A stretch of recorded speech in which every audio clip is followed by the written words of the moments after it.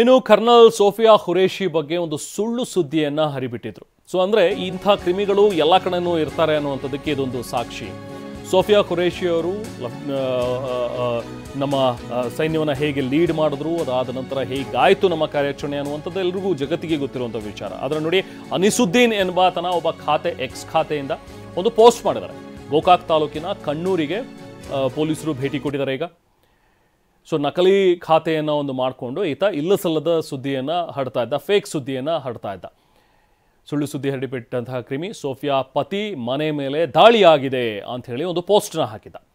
ಅನಿಸುದ್ದೀನ್ ಅಂಥೇಳಿ ಈತನ ಎಕ್ಸ್ ಖಾತೆಯಲ್ಲಿ ತನ್ನ ಒಂದು ಪೋಸ್ಟನ್ನು ಹಾಕ್ಕೊಂಡಿದ್ದ. ಗೋಕಾಕ್ ತಾಲೂಕಿನ ಕಣ್ಣೂರಿಗೆ ಈಗ ಪೊಲೀಸರು ಭೇಟಿ ಕೊಟ್ಟಿದ್ದಾರೆ. ಈ ಸುಳ್ಳು ಸುದ್ದಿ ನಂಬಬೇಡಿ ಅಂಥೇಳಿ ಬೆಳಗಾವಿಯ SP ಕೂಡ ಮನವಿ ಮಾಡಿದ್ದಾರೆ. ಕರ್ನಲ್ ತಾಜುದ್ದೀನ್ ಅವರ ಮನೆ ಮೇಲೆ ಯಾವುದೂ ಕೂಡ ಅಟ್ಯಾಕ್ ಆಗಿಲ್ಲ, ಇದೆಲ್ಲವೂ ಕೂಡ ಬರೀ ಸುಳ್ಳು ಸುದ್ದಿ ಅನ್ನುವಂಥದ್ದನ್ನು ಕೂಡ ಈಗ ಖಚಿತಪಡಿಸಿದ್ದಾರೆ.